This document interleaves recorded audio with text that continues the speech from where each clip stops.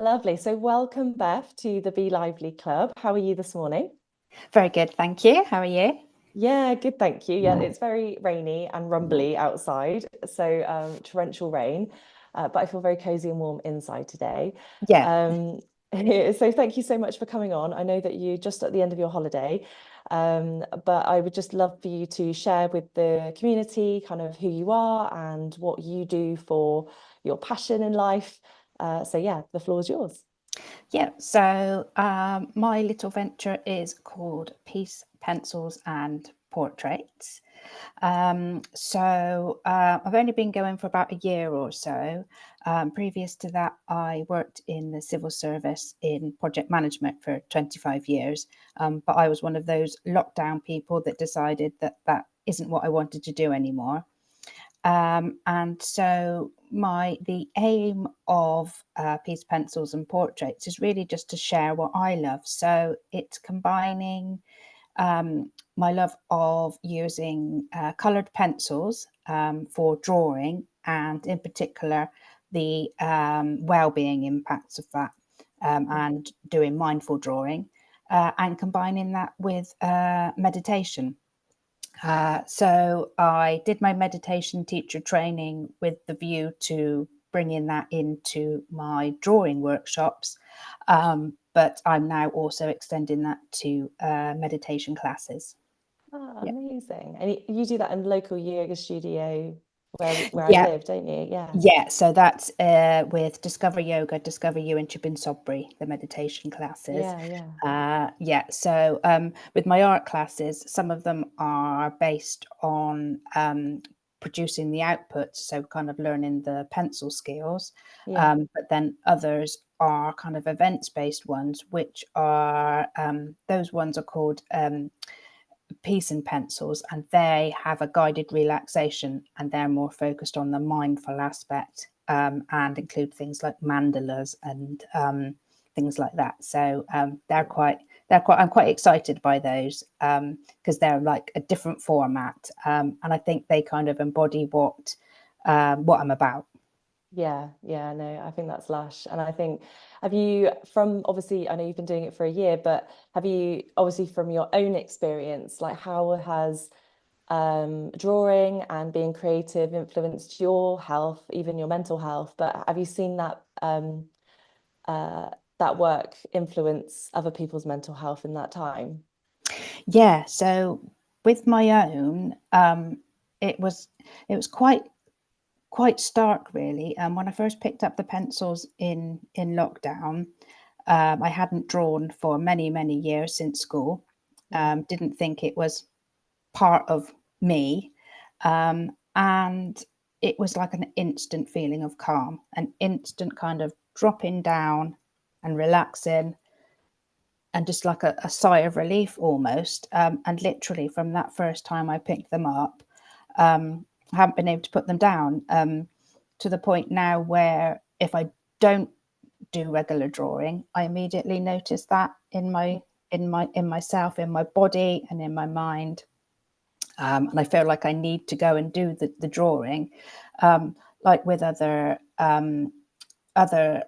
activities that people do. It kind of empties my cup so that Mm. I then feel ready to um, face the challenges of the day, and Yeah, overwhelm and busyness and things like that.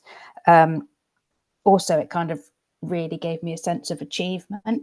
yeah, Um, so thinking, oh, I did that, I produced that, yeah, and going from a blank page, um, to a picture, and just yeah, seeing as it kind of transforms, um, yeah, really gives you a lift. yeah, yeah. Um, yeah, How did you I don't know from like a personality perspective, but I'm a very creative person, and when you were talking then it kind of like welled up a little bit because I've always been quite crafty and naturally quite can do quite a lot of, I suppose, artistic things, cake decorating or drawing something for like my son's things, and like people going, oh, that's amazing. And I've loved that, but I really lost not doing it because of life and having Yeah. kids, and um, I just don't, I don't have that outlet that I used to do before I had kids. And I would say that probably was my outlet most of the time. Even as a child, I used to do cross stitch, I used to make stuff, I used to come home from school. If I'd been studying the Egyptians, I'd just draw Tutankhamun for fun, like it was, I always have those like fond memories of being artistic and Yes. creative. So yeah, I really resonated with what you said, and actually I felt really sad because I was like, why have I like let that go? Because it is Well, and definitely, I think that's common. I think that's what we all yeah, do. I recently found an old school report in my parents' house, and I'd put my favourite subject was art, and I had yeah, completely forgotten yeah, that I'd loved it, because yeah, we were kind of automatically told, oh, you need to kind of study something academic, do your A yeah, levels and blah blah blah, and yeah, it kind of isn't encouraged in the same way as no, other pursuits, I think. yeah.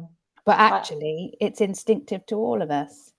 Yeah, I did actually do A-level art, and I think because it became, there is the academic side to it in terms of, the whys and the, interpretations of other people's art and bringing it into your own. I felt quite, I didn't like it. There was like an authority around it, and I liked the creative flow, and it did really affect my love for art by doing it in A level. Whereas I think beforehand Right. it was just fun and you could just kind of do what you liked. But then in A level it just became a bit like I couldn't do what I wanted to do. I just had to do what would get me the marks, if that makes Yes, sense. because you're within a sort of box. It's putting it Yeah, in a yeah. structure. Yeah. And then I think also because I'm like perfectionist as well, I always call myself a recovering perfectionist. And I am so much better than I used to be. And I've stopped, commenting on my son's work as well, because I was terrible when he was little, But I think sometimes that can really stop people from engaging in stuff like this, because Absolutely. initially they're just like you're saying, you've come from not doing anything since school and then loving it. I think sometimes we get in front of ourselves before we start anything, thinking, well, I'm not going to be very good at it. And I just wondered what your approach was in terms of getting people to engage in this sort of thing. Yeah, I think you've hit the nail on the head there. That perfectionist aspect I see quite a lot, of people thinking, oh, well, I can't draw, I'm not good, mine's not going to look like this. So it's really kind of encouraging people that are, I felt exactly that way. So when I first picked up my pencils, I had no expectation that I was going to be able to draw at all. Yeah, And I think that's the crux of it, that you shouldn't have any expectations. You don't have to show it to anybody. It's literally thinking about it as the process rather than as the output. mm, um, and also, kind of, you were talking about your children, there is kind of thinking back to when we were children, and how we did this instinctively. So we'd pick up a pencil, crayon, and we'd just draw. We wouldn't have any judgment or expectation. We just have that natural instinct to create art. mm, So it's kind of unlearning what we've been taught, and yeah, having that sort of natural curiosity and sort of playful approach with it. But also, when you're doing the drawing, to note when your inner critic starts, when you start to yeah, say, oh, this isn't any good. Um, and that's part of the mindfulness coming in there as well. yeah, And then trying to let those thoughts drift away and just come back to the pencil moving across the paper, and just the moment, rather than thinking about some judgment on what it is that you've produced. And I like to kind of draw a parallel to the yoga. So the yoga teacher says, it's not the shapes that you're making and whether they're perfect. It's the fact that you're turning up and doing it. And yeah, it's the same with drawing, because that's where the benefits will come from. yeah. I think being you know, stillness is a good thing. I think people get quite, you know, often my clients, they just think they have to keep doing more physical activity or more exercise, or, and actually there is a gift in resting. You know, we have to rest our minds as well. And for some people, that can be really hard to sit in a room and, you know, I think that idea of meditation is that cross-legged, sitting in a room Yeah. with candles in darkness, and then completely having a still, quiet mind that you could hear grasshoppers, you know, like it's just not that way. I think that perception is wrong. And actually for some brains, you know, I think people, if people are potentially on the spectrum in terms of neurodiversity, that actually doing the act of doing something that is restful and peaceful, like drawing or you know, even like playing with, you know, Lego or something, you know, it doesn't Yeah. have to be you know, art or anything like that, but just, you know, doing something that isn't thinking about the future or the past. It can just be thinking about what you're doing in front of you, can just give you an element of peace that um and because you're producing something as well, you get that, yeah, you get that element of achievement as well, which I think is, yeah, the dopamine hit that we always crave, isn't it? So Yeah, that's exactly it. That's exactly it. And I think, yeah, so like you were saying, it's having that focus, and ultimately that is a kind of meditation. So where there's the traditional approaches of meditation on a mantra or a candle, and you're having that focus, this is exactly the same. It's just this time it's your pencil. yeah, And you're just bringing yourself back to the moment, to the pencil moving across the page.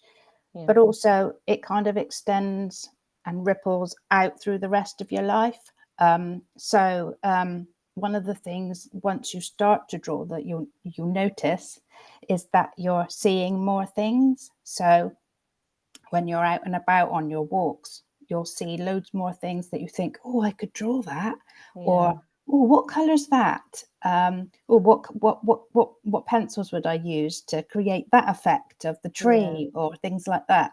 And so it's not just the mindfulness of the exercise itself, but it does kind of ripple out, and you start thinking about the things like the seasons and how they're changing, and it just makes you more aware of everything around you, I think, yeah, which is what I find so special. yeah. I think appreciation for Yeah, the world is definitely, yeah, something I get from doing stuff like that. You know, when I've looked at little sketchbooks of things that I've done in the past, I've generally liked drawing people, because I think you know, I really like the expressions on their faces, or, you know, I'm very good at like reading people. Um and and yeah, and whenever I've looked back at stuff that I've done, you know, in my early teens, you know, it, you know, it does bring like back in like I suppose like emotions of like when you were there at that point in time, yeah, and sometimes it wasn't always happy. You know, and I think for me growing up, like being artistic was a really good outlet for me to manage my emotions. And I think, you know, we bottle stuff up all the time, and a lot of people don't like to talk about things, or can't articulate what they want to say or how they're feeling, because often we've not been taught how to do that. We're often told to put our emotions in a jar and bottle it all up and suppress it down. And our body wants to process those emotions. It has to, in order to stay healthy. And I yeah. wondered if there was, in your experience, like how has drawing really helped people to like express emotions or to process difficult experiences? And are there like specific techniques that you find particularly effective? Yeah, so therapeutic art is quite a growing area at the moment. So it's important as well to highlight that there's a difference between art therapy and therapeutic art. So like kind of what I'm doing with the mindfulness aspect is therapeutic art, but art therapy is kind of more akin to psychologists and Yeah, doctors using art as a mechanism. So that's kind of separate, and they're more qualified in yeah, in that kind of okay, aspect. yeah, Um, But yeah, so definitely. So it has that calming effect because it releases kind of hormones and endorphins.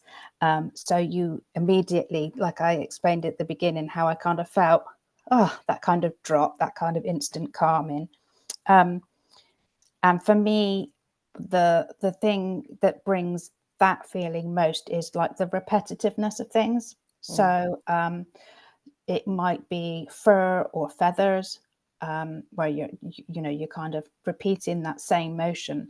And another one that is popular is called Zentangle. So that's repeated patterns. Okay. And so you can pick from a kind of menu of known patterns and kind of produce these wonderful Zentangles.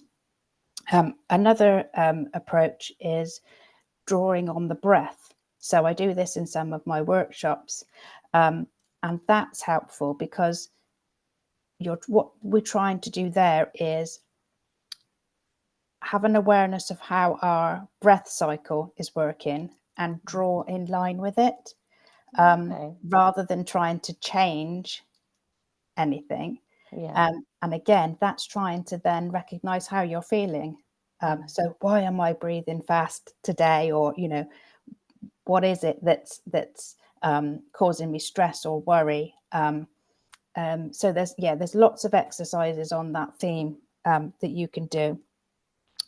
I also find doing abstract work really helpful with emotions because you can Okay. just go crazy. So you don't Yeah. have to, like you were saying about having those rules, no rules, off you go. Paint pouring, or something like that, or Yeah. pastels, something really expressive to get all that emotion out and kind of think, oh, yeah, you've got something Yeah. really deep there that you want to get out. Yeah. And then the final one is called neurographic art. And that one's quite special because that's kind of doing art with an intention in mind, and the flow and the image looks like brain neurons. Ah. So what it's trying to do is actually kind of wherever there's then hard lines, you're trying to smooth that out so that you're kind of smoothing the energy and the thoughts. So there's a whole science behind it, Wow. which is a really exciting area that I want to learn more about. But yeah, so there's some tips of things to look up about expressing emotions. Yeah, and I suppose that's what I've always found really fascinating with artists is that there's so many layers to a picture. So, so sometimes you don't even, so like you say, it isn't always the outcome, it's the process of doing it. And that final outcome as you as the person looking at it is the final piece. But there's been so much of a journey for that person in the different layers that are in the painting. So if they started with straight lines and then they were like, right, now we're gonna sort of like curve that out or soften that out. You don't see the straight lines, but the artist has sort of gone through the process of doing that. That sounds super interesting. I'm definitely gonna Yeah.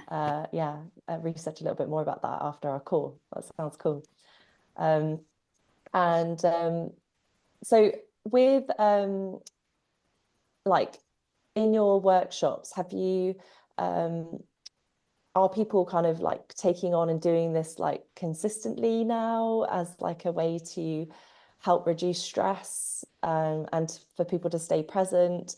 Are they doing other things in their life now to, I know you mentioned earlier about that kind of ripple effect of it sort of, impacting their lives in like going out on walks and things. But I wondered if it's like giving people space to actually then think about how they can then improve their life further. I wondered if yeah Yeah. if you had Yeah. So I think, yeah, a couple, I've got a couple that are now regulars to most of my monthly workshops that have kind of, now taking it up as a regular activity. And yeah, it's kind of given them that focus on an activity for them, for their well-being, and they feel, huge benefits from that. yeah So, and I think also, it's using the same approach, but you talked about all the other creative things that you do. So that can then be applied to other things that they're doing, be it gardening, sewing. So I try to kind of explain the benefits in a generic way as well, so that they can transfer that to other things, and they can think, oh, hang on, I can do mindful gardening. And you know, so yeah, so I've had a few that have done that as well, that have then kind of applied it to other areas. And the benefits are kind of, because the benefits are similar to those that you get from general meditation, because it's kind of lowering the stress hormone, that then has that ripple effect throughout the body, with better digestion, better sleep. So then people can kind of go and do other activities, and just enjoy life better, really. I must say, there's, when I first started out as a personal trainer, I was always, like pro exercise, and the older and wiser that I've got over the years, I love exercise, and we should absolutely have that as part of our weekly routine, in whatever form that, helps someone. Doesn't always have to be in the gym. It can be outside, it can be, lifting stuff in your garden, as long as it's regular and, gets you a little bit out of puff. I think, even if it was dancing or anything, but often when I see clients, when they're like coming to me, and they're already doing so much, and then they're constantly then going, well, what do I need to do more? And if anything, I'm like, you need to rest more. Like, it's really important for our bodies to rest. And I think people forget that this is an important piece of the puzzle, particularly when it comes to strength training, because actually we do need times of chill and relax in order for our body to heal and repair, and so that we can have a better immune system, we can have stronger muscles, because when you exercise or impact in your body has to adapt, and in order for it to adapt, it has to have some element of rest, to do that. And and if we're constantly stressed, and our brain's always thinking about the future and the past, and not really being very present, then that can also have an effect in terms of our stress hormones, and that can again affects our sleep, affects our digestion, and then we're constantly trying to fix it by changing our diet and all these other things. We're missing sometimes the basics of actually just resting and doing things that bring us joy. And I think that's the real missing piece sometimes, that we don't, we're so worried about being thin or being perfect, or being the fastest and most elite at something, and actually sometimes we just need to take a step back and do something that just brings us joy. And I think something like this would really resonate with someone. Yeah, definitely. I think we think of that kind of rest as a luxury, when actually it's not, as you say, just as important as all the other aspects. But yeah, having something like drawing to kind of give that rest time focus, I think is really helpful for some people. And I think also because people worry about not being productive enough. I think that our culture and society is very much driven to being productive. And so resting, or just resting, can be quite challenging. I know people love Netflix, and we should absolutely have that downtime too. But we can often, sometimes feel guilt or shame if we haven't, been productive, or, and I think this is like a nice happy medium, because you do get the benefits of resting, but also you do get to produce something that, you don't necessarily need to show anyone else. You can just enjoy it and think, I did that, and close the book, and that's it, or if you're, you want to show it off, then absolutely, that's also share it with the world, I always say.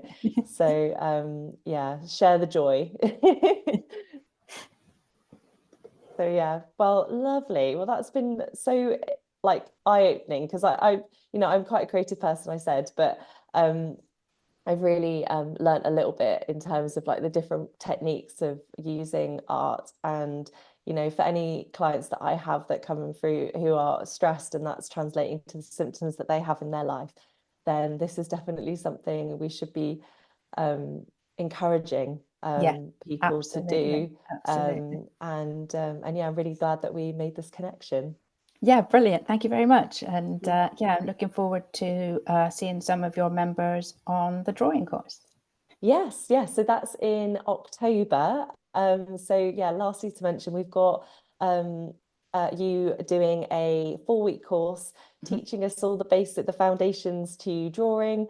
And at the end of the 4 weeks, we will have our very own piece of art to show for it. And yeah, and enjoying the process and at the same time. So Yes, that is that will be free to members. And I'm yeah really excited, and so the members, they're very excited to do it. So if great. you want to join, join soon, because that will be starting in October. That'd be lovely. Great. Thank All you right, very much. you're very welcome. Thanks, hon. Take care. Thanks.